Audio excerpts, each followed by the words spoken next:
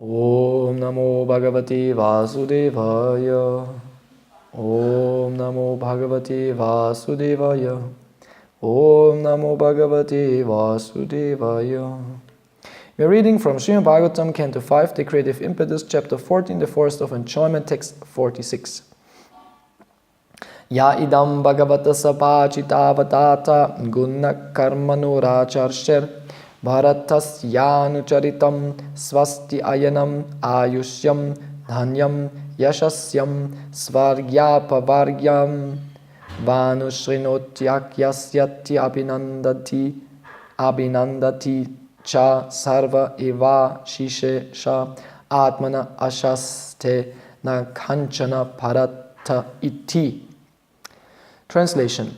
Devotees interested in hearing and chanting Shravanam Kirtanam regularly discuss the pure characteristics of Bharat Maharaj and praise his activities.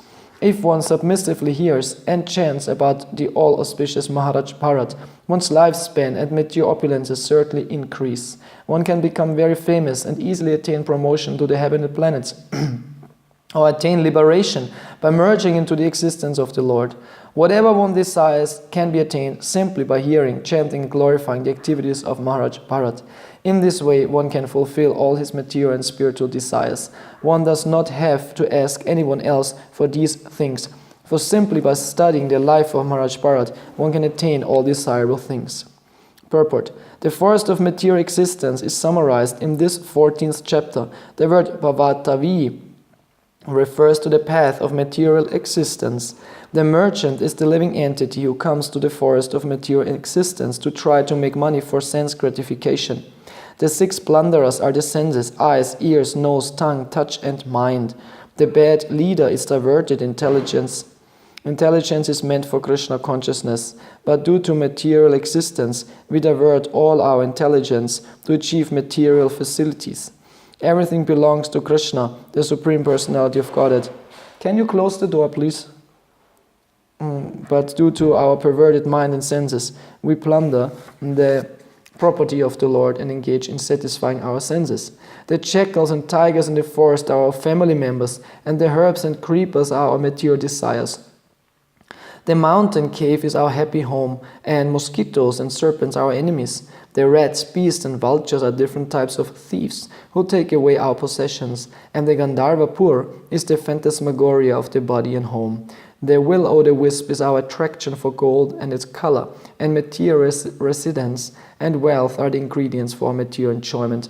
The whirlwind is our attraction for our wife, and the dust storm is our blinding passion experienced during sex.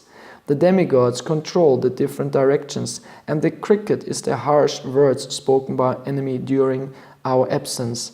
The owl is the person who directly insults us, and the impious trees are impious men. The waterless river represents atheists who give us trouble in this material world and the next.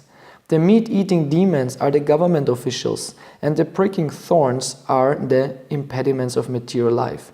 The little taste experienced in sex is our desire to enjoy another's wife, and the flies are the guardians of women, like the husband, father-in-law, mother-in-law, and so forth. The creeper itself is women in general. The lion is the wheel of time, and the herons, crows, and vultures are so-called demigods, pseudo-swamis, yogis, and incarnations. All of these are too insignificant to give one relief.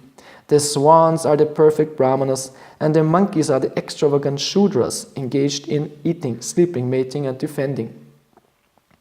The trees of the monkeys are household, and the elephant is ultimate death. Thus, all the constituents of material existence are described in this chapter.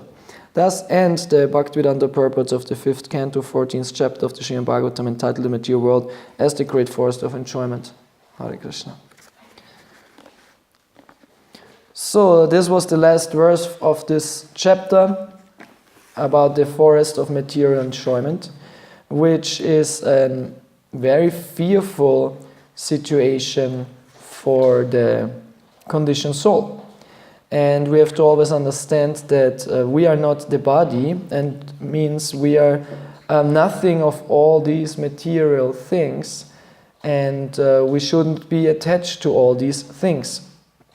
So attachment is a subtle thing. It's not, in that sense, it's not gross. Yeah, it's not gross. So what is attachment? Attachment is our desire for having something, enjoying something, controlling something, and which is a connection between the living entity, us, and something, some things. Ihr sprecht kein Englisch, ne? Ja, also ich verstehe schon, was du ein bisschen. Ja, aber das ist für die Küche, da sprechen die nur. Ah ja, ist okay, kein Problem. Yeah. So this is attachment, and the soul living in the material body gets almost attached to things which it doesn't want to be attached, and it's like uncontrollable attachment. Even when we're in the material world, immediately we get attached.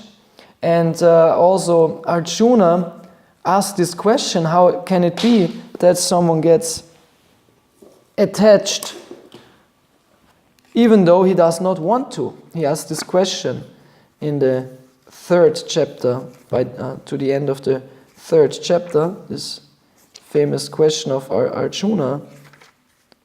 Where is it? Atta kena prayukto yam papam charati purusha anicham api varshnya balad ivan yochita. O descendant of Rishni, by what is one impelled to sinful acts, even unwillingly, as if engaged by force? And Krishna says it's by lust. This is the reason. It's lust. It was such an interesting element that we feel such an urge of enjoying something, of having something, of controlling something, even though knowing it's not good. Even though knowing it's not good, we do it. And by this we create a problematic situation. And the problematic situation is that we are, as spiritual beings who are completely free and happy and eternal in a perfect reality, somehow or other attached and interested in something else. And so we are living this material world and searching, getting attached and enjoying. So as devotees, this is actually a namaparat, to be attached to material things and enjoyments and lifestyle, even though hearing so many instructions in this way. So why can't we stop material behavior? Because we are accustomed to materialistic behavior, and as it said here, because of lust, which drives us and pushes us to do things which we will regret. So, and because of this lust, we create this, everyone creates for himself this forest of material illusions, of the material enjoyment, forest of enjoyment. So we are not the body, we are the soul, and as such we're wandering throughout this world and having so many problems. So Prabhupada explains in this purport, the entire Vedas are meant for the understanding of karma. Oh, this was from yesterday. The forest of material existence is summarized in this 14th chapter. So the merchant who goes into the forest, who searches for this, that, and wants to make a good business, is like the soul. So the soul goes into this material world and searches for happiness. But because it's bewildered, it doesn't know where it finds happiness. So the material world gives some seemingly happiness, some superfluous pleasures, and there's also suffering. So the first, it wants to make money for sense gratification. So the 6 plunderers are the senses: the eyes, the ears, the nose, the tongue, the touch and mind. Interesting, yeah? The senses. They want to always enjoy something. The eyes want to see something, the ears want to hear something, all this. But as souls, we are not the body and we are not the senses, and we shouldn't be engaged in sensual activity. But the identification is so strong that it's not possible to stop the identification right away. So a process is offered by which we can purify our senses and and become happy and detached by higher taste. But still we should not be too much absorbed in sensual activities. Actually, we should do as little as possible on a sensual platform. We should be very meditative and detached. So that's the first thing. The senses always want to do something. So then the bad leader is diverted intelligence. Then we have a problem if we are corrupted inside. And inside we are corrupted by the mind, of course, which always wants to enjoy, do this and that, sankalpa, vikalpa. But the mind itself wouldn't be the problem. The problem is actually then the intelligence which can make plans and actually bring the stupid ideas of the mind into reality, into activity. Right? The mind just says, this I want or this I don't want. And he feels for things. But the intelligence can make a plan how to act. And this creates then the karmic reaction. So the intelligence is here said to be the bad leader. So when we don't control our mind, then and the intelligence, we are guided by a bad leader. This is in general the problem nowadays. Anywhere that there are no good leaders. People are depending on authority.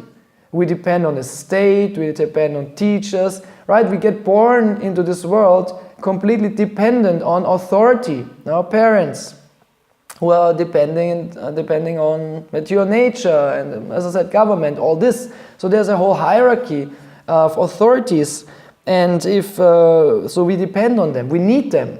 And if these leaders are not good, then it's very bad for us.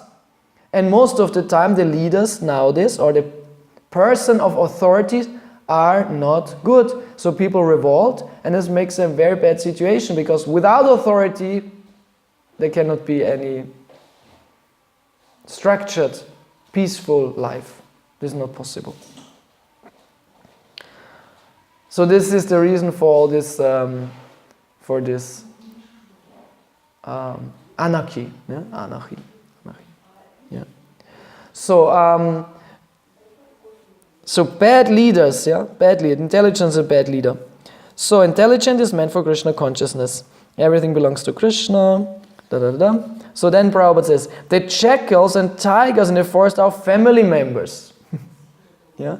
Very often the family members are antagonistic actually to the very self-interest of the person, the soul, the man. And so the jackals and the tigers are compared to family members. It's very difficult to have a good family. It's very difficult. And to have a devotional family. Often the family members turn out to be not favorable towards devotional service and want to bring us away or stop it, or maybe they don't like it, but still our obligation to them cuts in our obligation to Krishna. Of course, in Grihastha ashram, the first duty is to take care of wife and children. But better not to bring ourselves in a situation where we have such actually irrelevant responsibilities. Why do we find ourselves in such a situation? Right? Because of desire. It's only because of desire. So then we have to bite in the bitter fruit. Yeah? As Prahlad Maharaj says, andakupam, krihamedi andakupam. It's a dark well of family life. Where someone falls inside and it's not just it's a well in a field which is overgrown. So if you fall inside and if you scream, help, help, help, and people hear, but they don't see where you are and they cannot help you. So it's that this andakupam is a very dark position, it's very dangerous.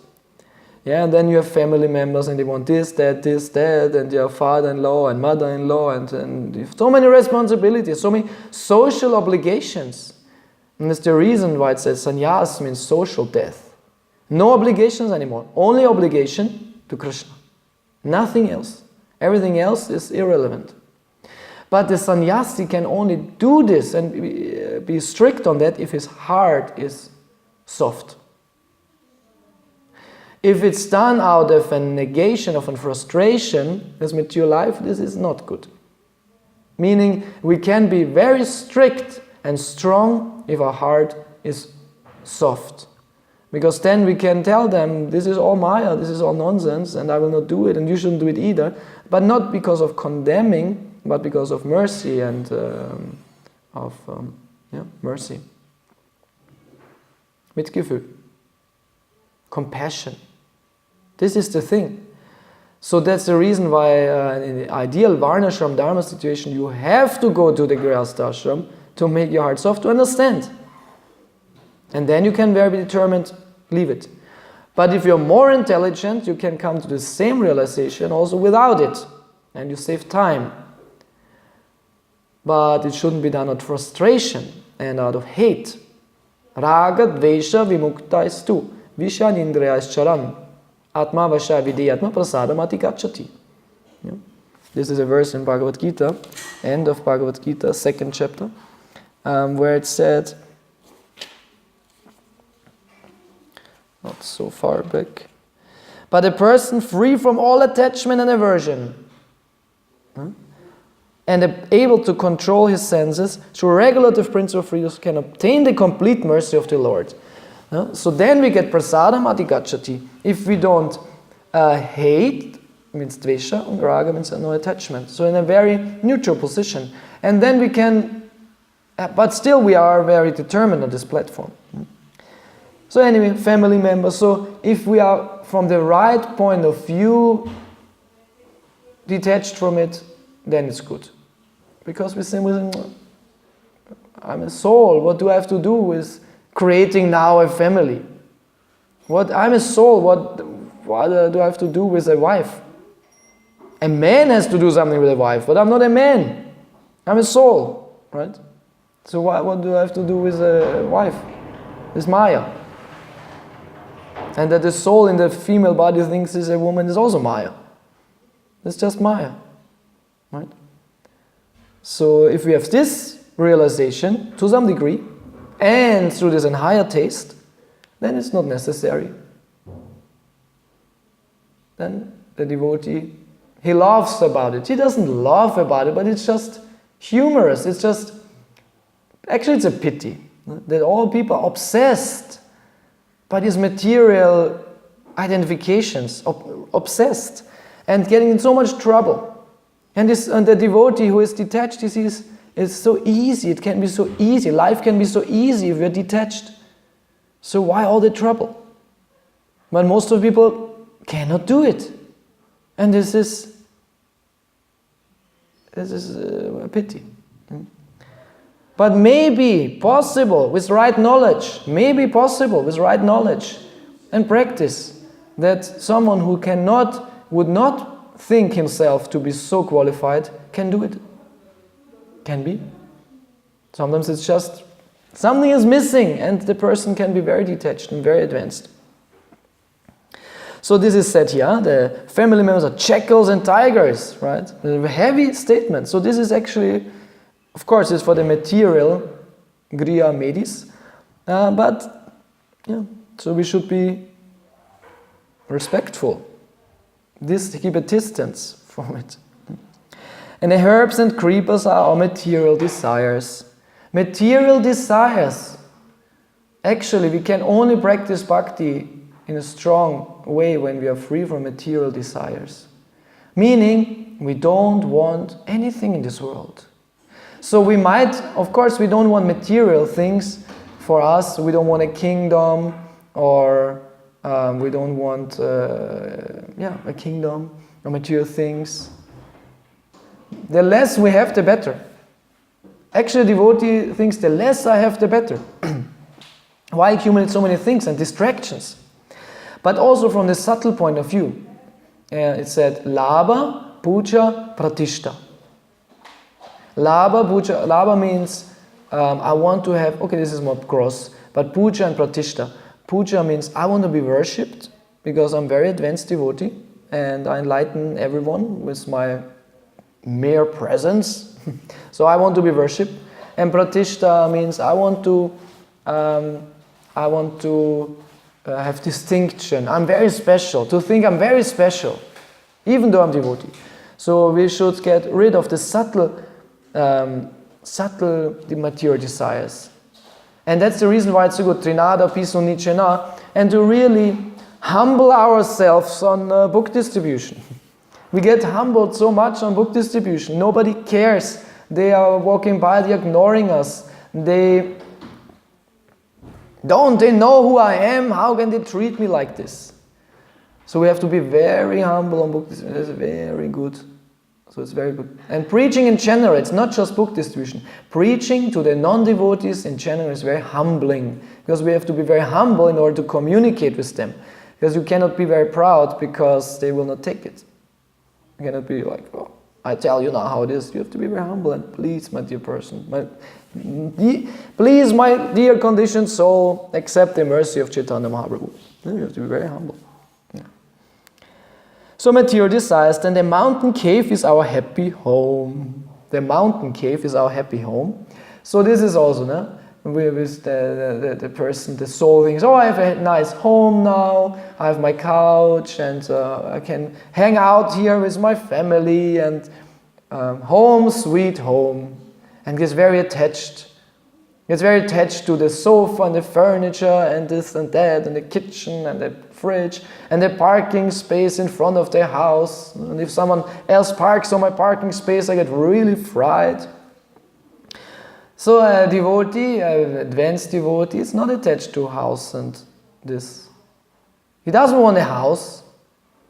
Ato kriya ksheta sutapta vitaicha nasya moho yanga hangmameti. So this, all the illusions are created. Actually, that's good why traveling is actually way better than anything else. Do not get attached to anything. And except to stay in one place is for service of Krishna. But actually, a sannyasi doesn't stay for more than 3 days in one place. Actually, very nice. So, thinking, what shall I do now? Shall I move or shall I stay? Okay, so then the next. Rats, beasts and vultures are different types of thieves to take away our possessions, and the Gandharva Pura is the phantasmagoria of the body and the home. So it's all illusion. We have to really understand, I am not the body, and all this world, this is the verses are for this, but all this world is simply an illusion. Close your eyes and what you see is real. Is it? Close your eyes and what you see is real. There's nothing. This world is not real. This is an illusion. And we take it so serious, this world, we take it so serious.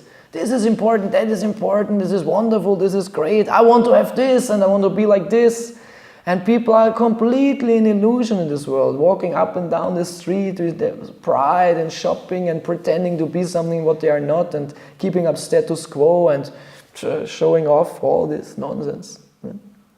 So this is not real, this world. So why get attached to an illusion? Why do you get to so much illusion? So the devotee who at least knows this should get out of the illusion, not more into the illusion.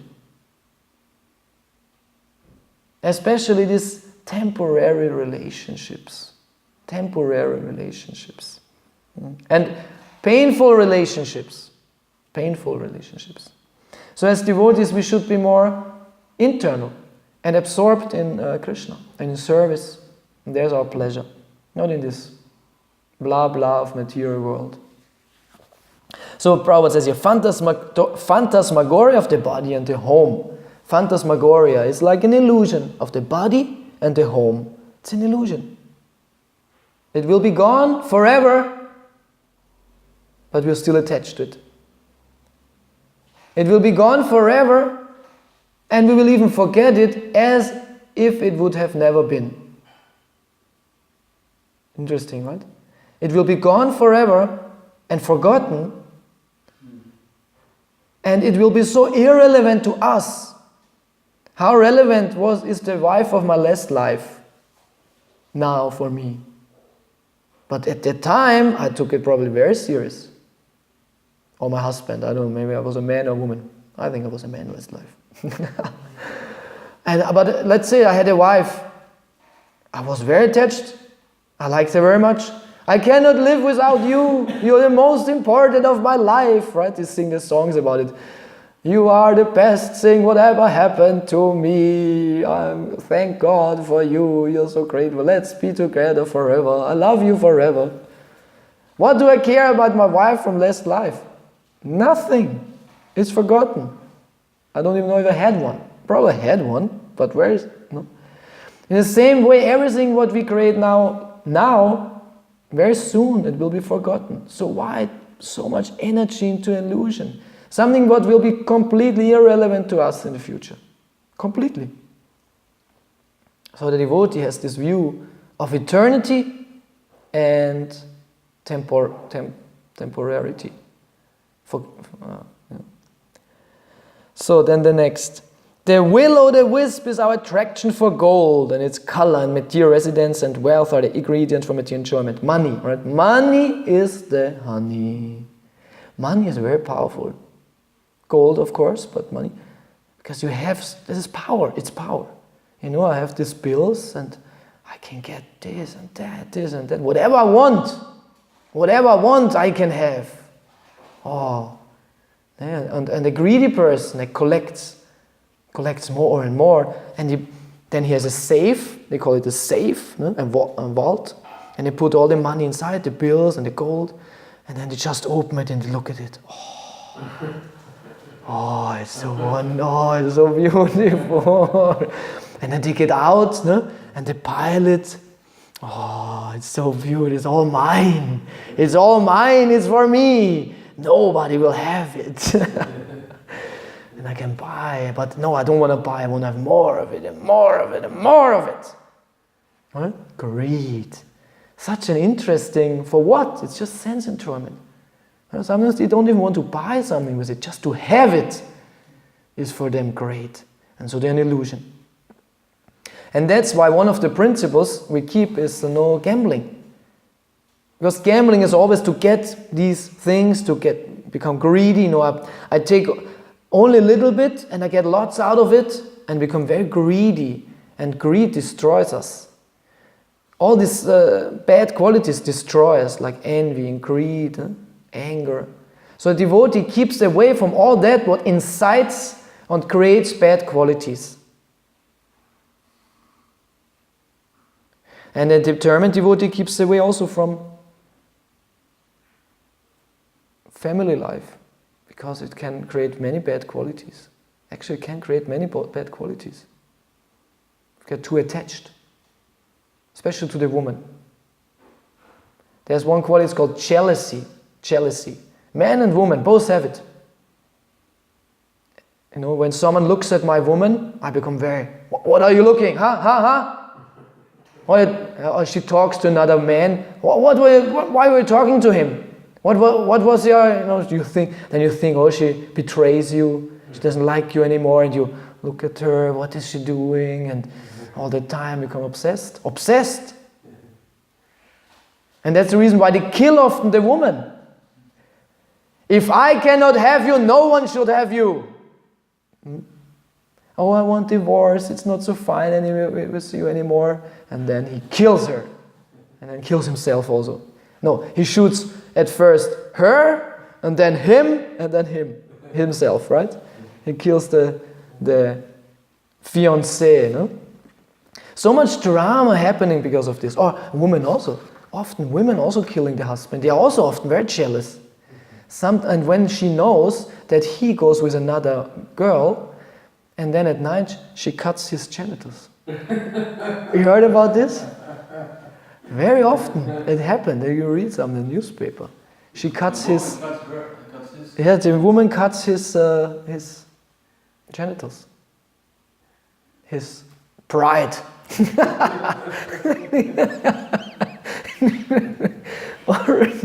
Often happened. Because this is somehow, she is so. She kills him. So many things happen because of this lust and greed to rob. So all that what creates these bad qualities. Or sometimes they kill their children even. Not sometimes. So, read newspaper. How often it happened that a woman killed her children out of whatever crazy reason, but they do. Very often.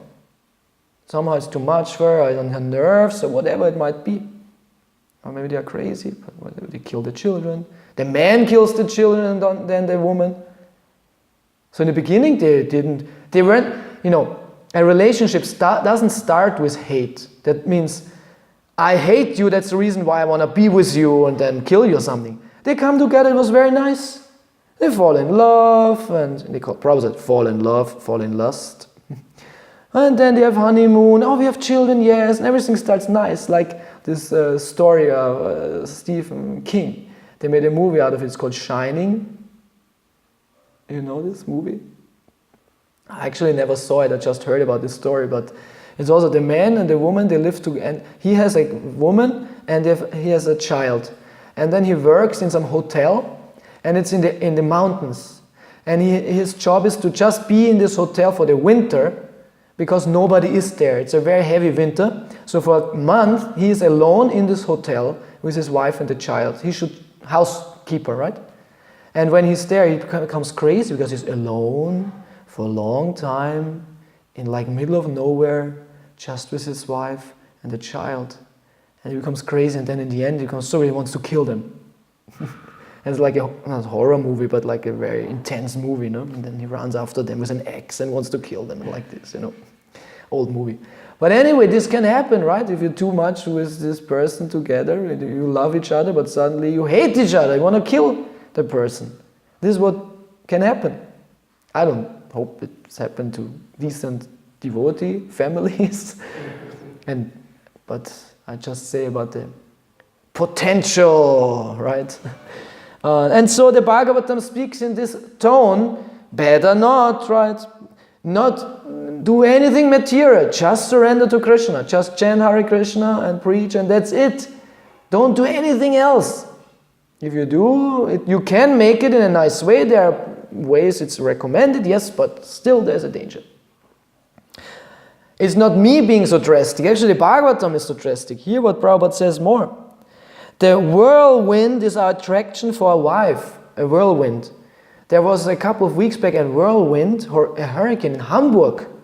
Normally hurricanes are in Texas and some in Asia. There was a whirlwind in Hamburg. Uprooted many trees. It creates so much illusion, disturbance. So what happens if a storm comes? You cannot see.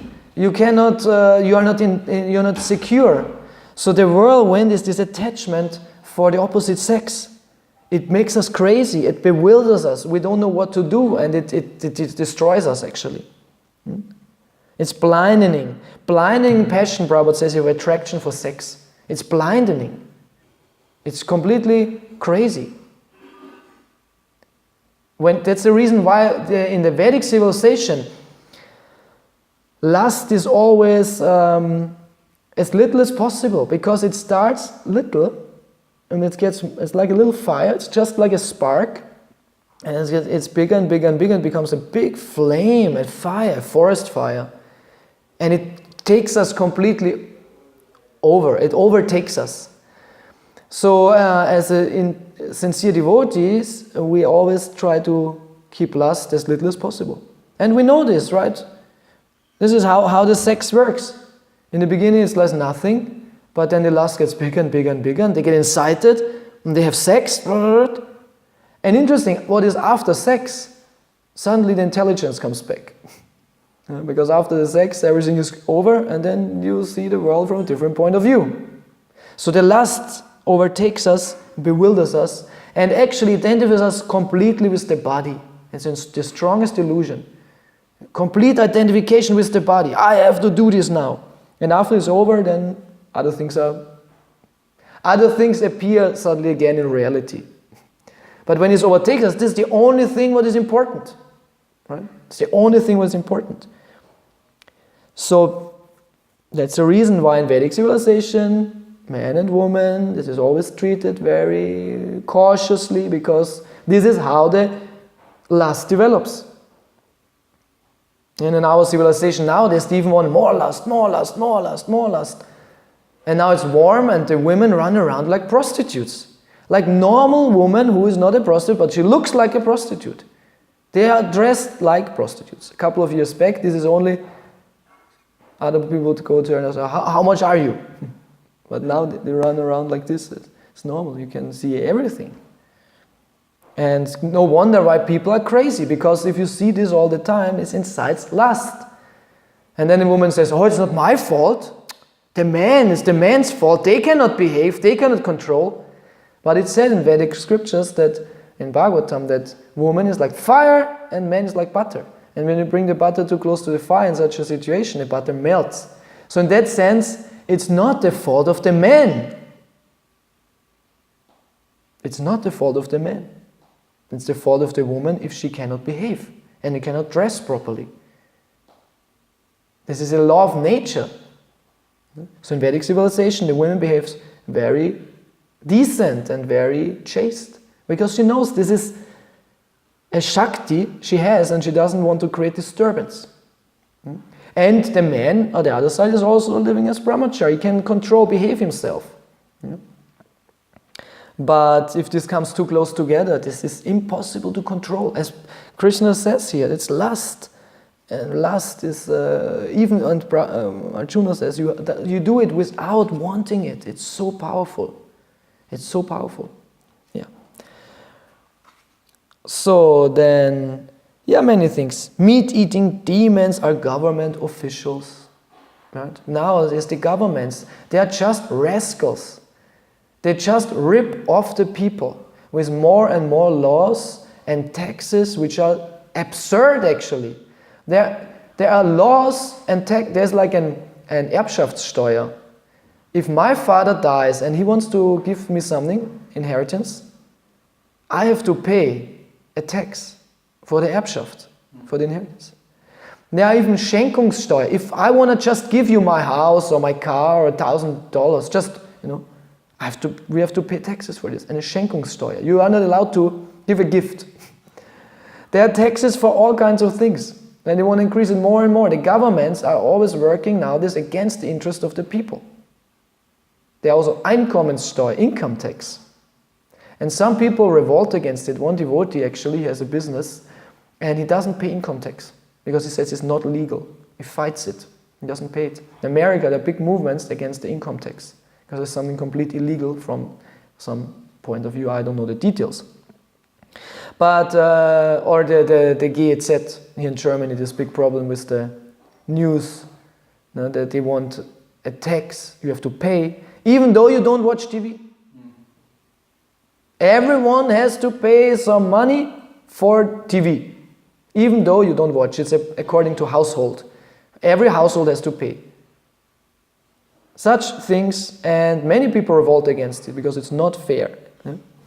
So the governments are like this nowadays. Or they go to war and then they draft all the young men. We go to war now and you don't want? Why? Only because some stupid reason. So actually all the warriors, all the soldiers of the world should revolt. Everyone should lay down their weapons. It's amazing how stupid these soldiers are. Someone says we go to war and you go. Of course you're paid, it's your job, whatever. But you do something crazy. You fly this airplane and you drop bombs on the people, on hospitals, on children. It's so crazy. How can a civilized person do that? So actually all the soldiers of the world should simultaneously take their weapons, lay it down, and if the leaders say, we go to war, you can say, get lost. Like the saying, imagine it's war, but nobody goes there, participates. Stell dir vor, es ist Krieg, aber keiner geht hin. This should be. Peace in the world would be possible immediately, but this, of course, karmic reactions, this and that. They have to kill each other.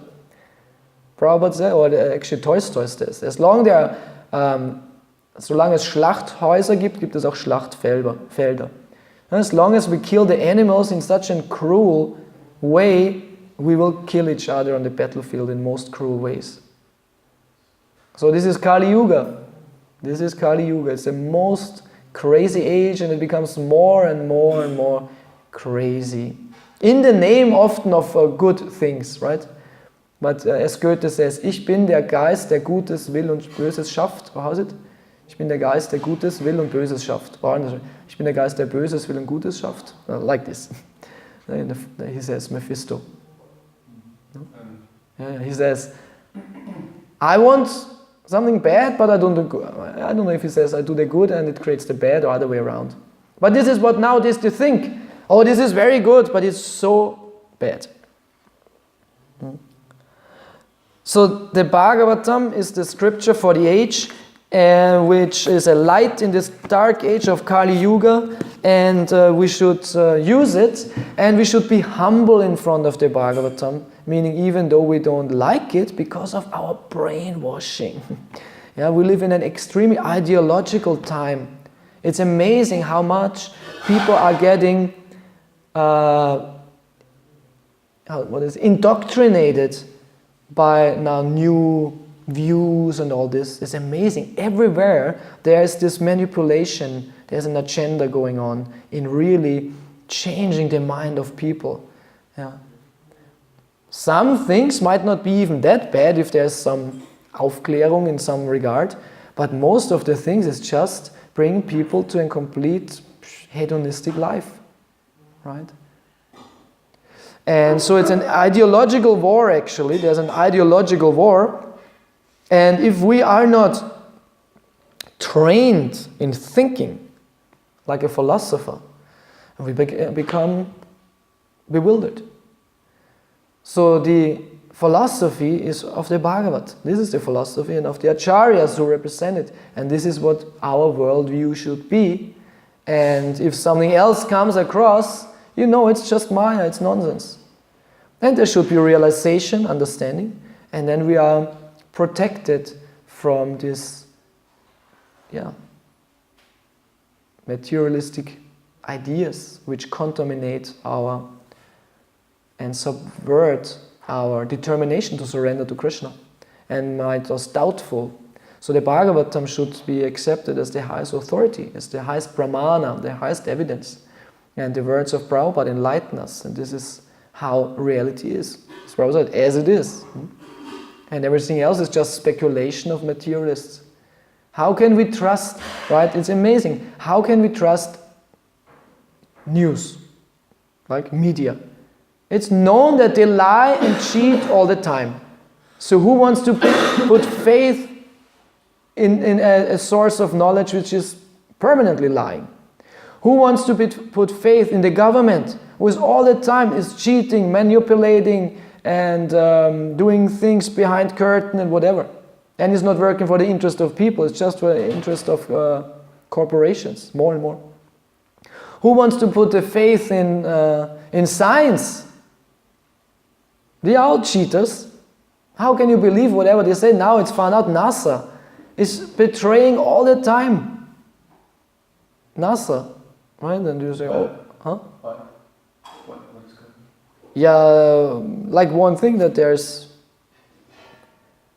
are many things actually. But anyway, I don't want to go into these details. But one of the authorities in the world who tell us how the world looks like, how the universe looks like, but not really. They are putting false information out all the time. So actually there's no source of information in this world which gives us truth besides the Bhagavad. This is the pure source. And what's the proof for it? It works. And in which sense does it work? It makes us really happy. It is a revolution. It's a perfect, positive revolution because it works. I don't see the materialistic people very happy. Right? Become frustrated actually through their materialism. So this is the proof it works. It makes us sane and balanced and happy and merciful and determined and strong, and makes us to the best what we can be. Best person comes out. So all the good qualities will come. Humility, detachment, wisdom. Yeah? Devotees are very lovable persons. So love will come. Love of Krishna will come. Krishna will come. So this is the proof that this is the ideal way to go. Thank you very much. Srila Prabhupada ki jai. Nitai Gaur Premanande Hari Bol.